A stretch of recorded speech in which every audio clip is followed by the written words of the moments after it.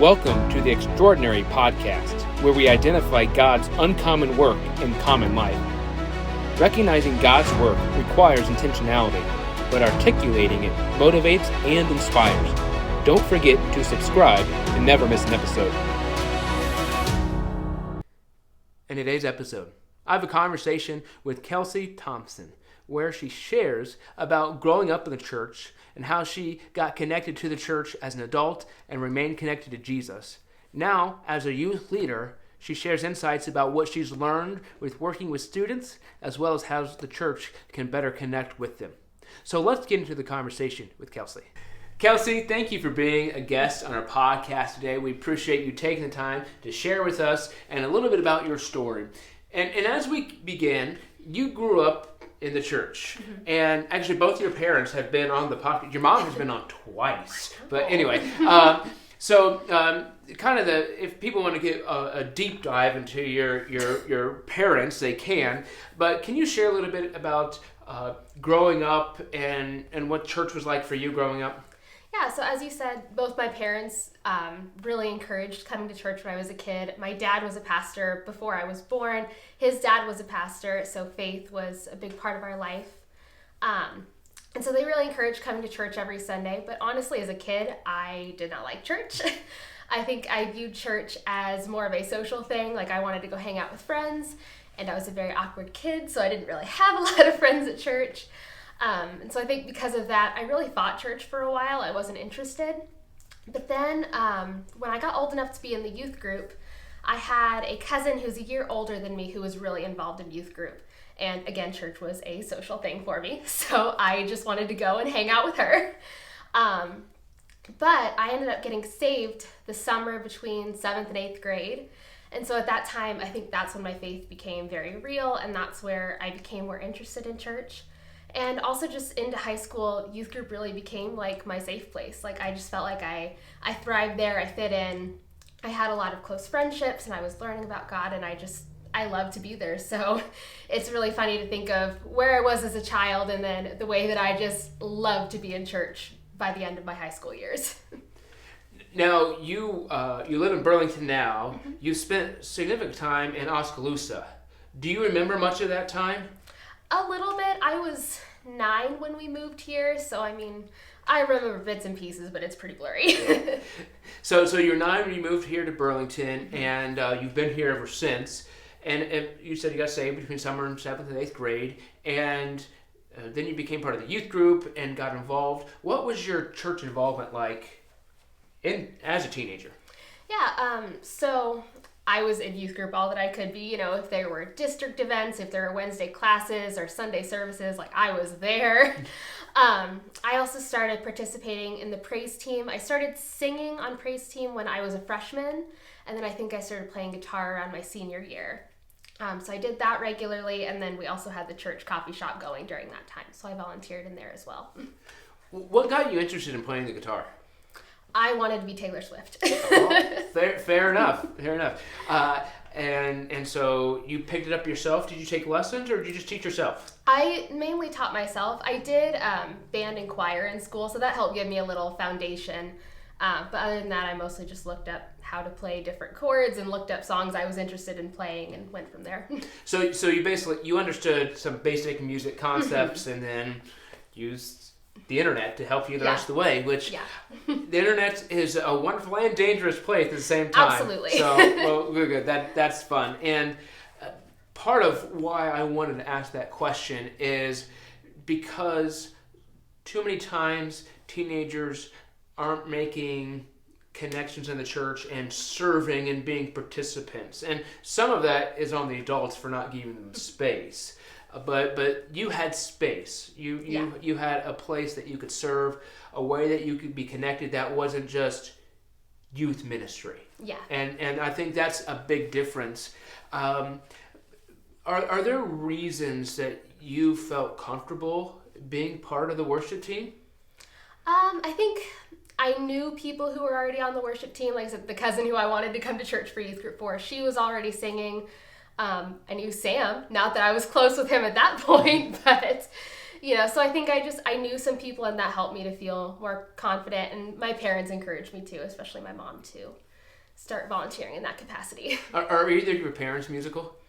My mom sings. She doesn't play any instruments. I think with my dad, his siblings are musical. He's not necessarily musical, but other family members are. Yeah. Well, I was just curious about that.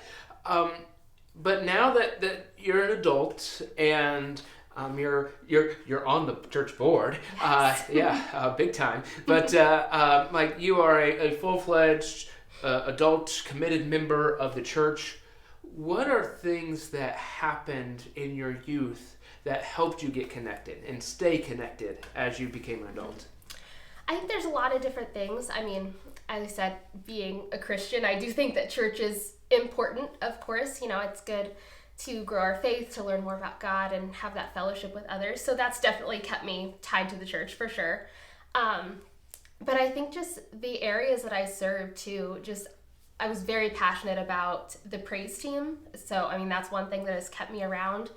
And also, I knew back when I was in the youth group, just with how much I loved it, that it's something that I wanted to help with as I got older. And I never knew that I would be the full-on leader of the youth group, but I think I always knew that was an area where I wanted to serve as well. I was very passionate about helping that age group. So that's another thing that has really kept me tied to this church and kept me coming back.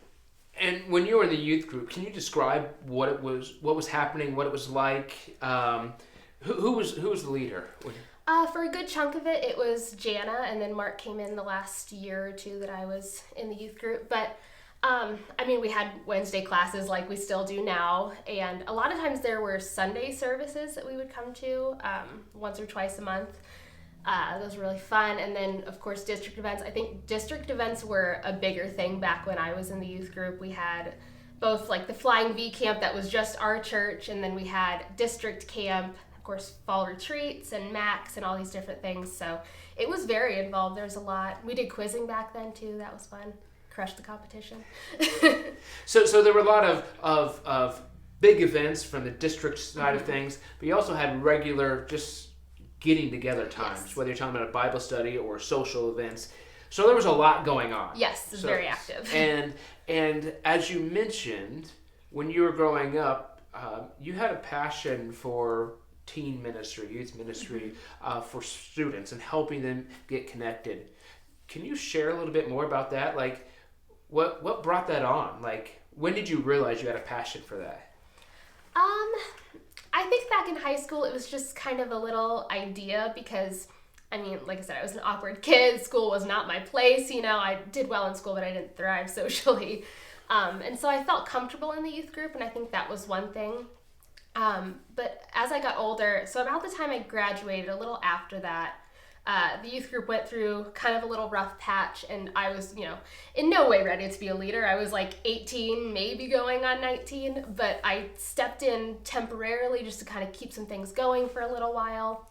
And I think I realized in that point that even though I was not spiritually or mature enough ready to take on that responsibility, that was something in the future that I would really like to do. And I think it started around that time. Yeah. Well, I was just curious. Because you've been what we refer to as the youth president now for about a year and a half. And what are some things you've learned about ministry now that you have? I assume you say you've matured a little bit. Yeah, I think so. That now that you've matured, that you're a little bit removed away from being in the youth group, and now that you're leading, what are a few things you've learned? I think I've learned a lot about middle schoolers specifically because our entire group right now is middle school boys. And I think when you say middle school boys, there's kind of a negative connotation there because they are very rowdy and loud and crazy. But I think I've also learned that age group gets very, I'm blanking on the word now. Very underestimated, that's the word. I think it's just such an in-between point because we have children's church where, of course, they're young. The lessons are more of a storybook form. They're, you know, more surface level, as they should be.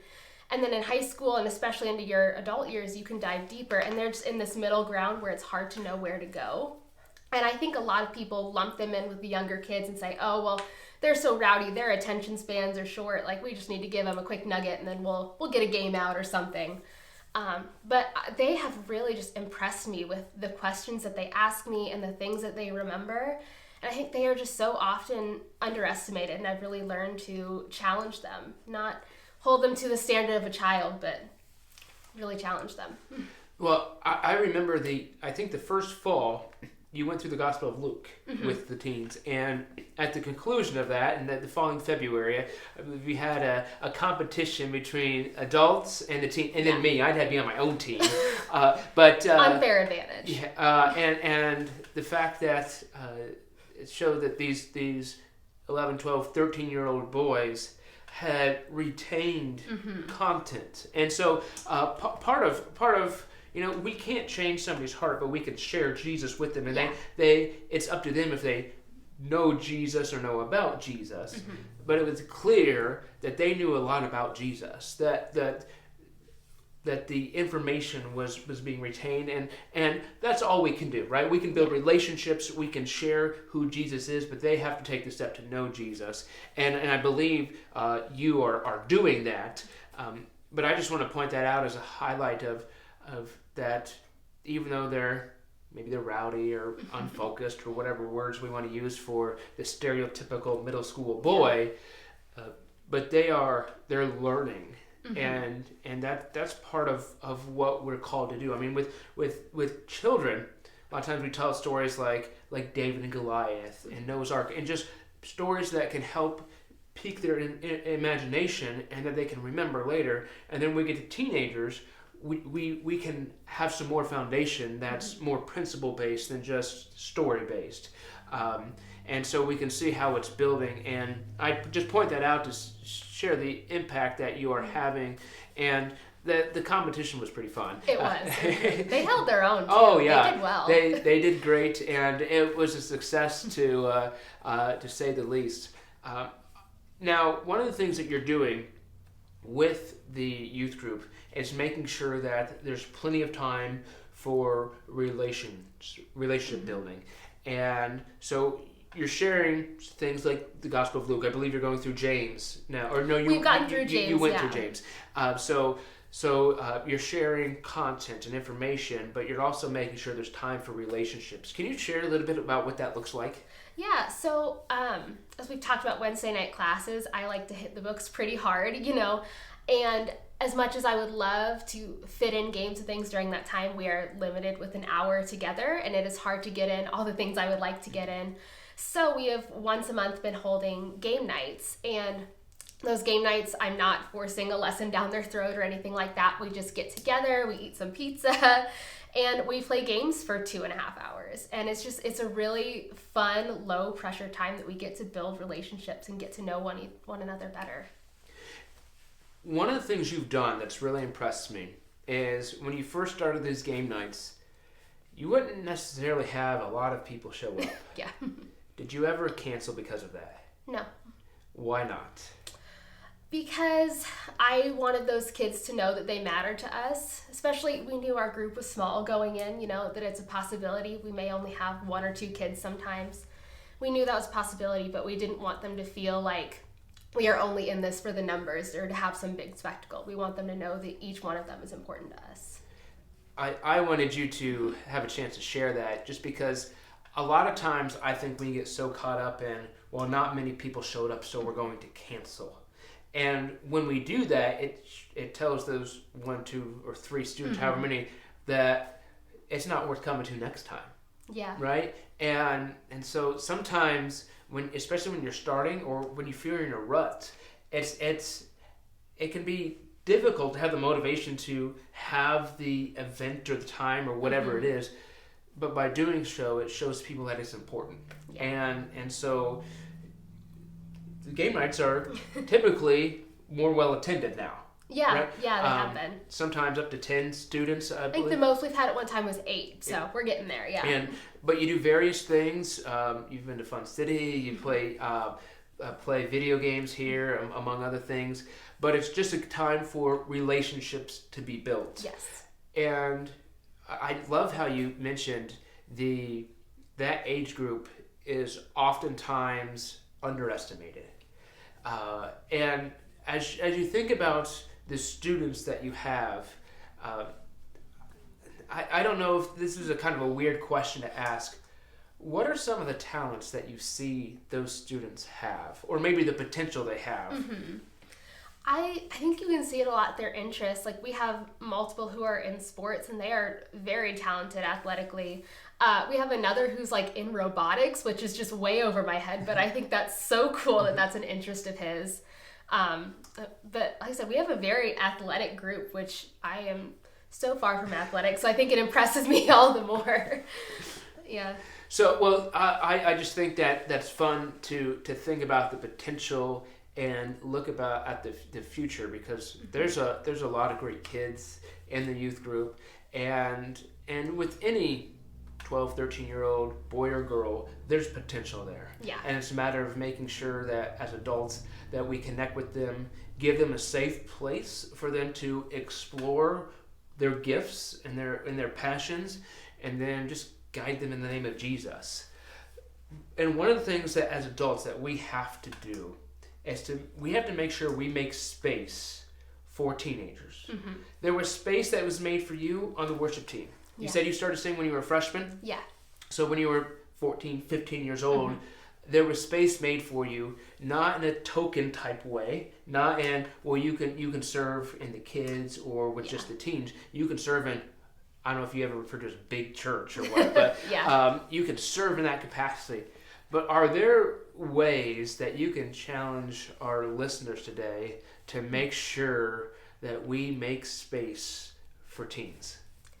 Yeah, I think it all comes back to their interests, finding out what they're interested in and how we use that. So, like I said, we have kids who are athletic. Maybe we can encourage them to be on the softball team in the future. I know we have some kids who are really into piano lessons right now, and they're just obsessed. I mean, maybe we give them a shot on the worship team. You know, I think there's a lot of different ways, if we can look into the things that interest them, that we can find a way to incorporate it. And one of the things that I think we should remember is that we have to be okay when students don't succeed as we think they should.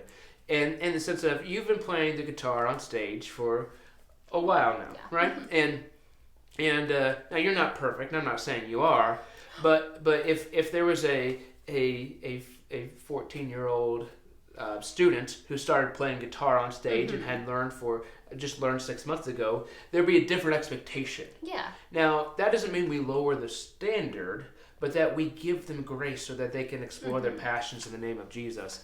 And so whatever that looks like, I just want to make sure that, because a lot of our listeners are some of the more established members of the church, and if we don't intentionally make space for teens, they're going to find space somewhere else. Yeah. And that usually doesn't end up with Jesus. Yeah. So I think that's really important, particularly with someone like you, and your husband Sam was on as well, and he's someone who grew up in the church and stayed connected, which unfortunately is not common anymore. Yeah. We can think of, I'm sure there were a lot of students in the youth group with you that are no longer connected to Jesus, or very loosely connected to Jesus. And that's not, I'm not trying to rip on them, but to recognize that's a reality of the church, and we have opportunities to impact these kids. And I can think of, after service, sometimes there's a lot of commotion with those middle schoolers. And while we need to be careful that we don't bump into people, particularly those who might not be so stable on their feet, but we also need to make sure that church is a fun place. Yes. Is a place that they can be excited about. So any other thoughts you have with the teens, how the church can do better, or anything on that? The middle school boys would kill me for saying this, but just talk to them. I think, it's hard. Small talk is hard, no matter what age you are. And I think it's hard for the middle schoolers too sometimes. But I think the only way that we can really connect with them is to talk with them, get to know their interests, ask about how they're doing, ask about how their games are going, ask about how piano lessons are going, these type of things. And then if I schedule another trivia night, attend. Yeah, and we'll make sure we publicize that. Yeah, so we made it pretty small the first time, but I would love to do that again. It will really... That would be a really fun event. And I think that's great of you to ask them about what's going on in their lives. And if you know about what's going on in their lives, great. Like if you know they're playing a sport or an instrument or whatever, great, you can ask about that. But it's just showing them you care. Yes. That's the biggest thing that is coming to mind, because there were people that showed you that they cared. Yes. And your parents were incredibly important in your spiritual formation, I'm sure. But part of the beauty of the church is that there's more people to invest. We invest in each other. We encourage each other. And I can think of those who invested in me growing up. And I had a lot of family members, but there were a lot of non-family members that I can think of. And through them, maybe they weren't the most influential person, but they helped push the needle a little bit closer to Jesus. And that's what we can do. We can make space for them and just let them know that they're important and valuable, particularly as our youth group right now is a bunch of primarily middle schoolers who are in a very awkward stage of life at times, and most of them are pretty shy. So some aren't, but go talk to them, be friendly, and I also encourage people to support you and Sam as you guys minister. You went on a youth retreat with them. Any highlights from that you want to share?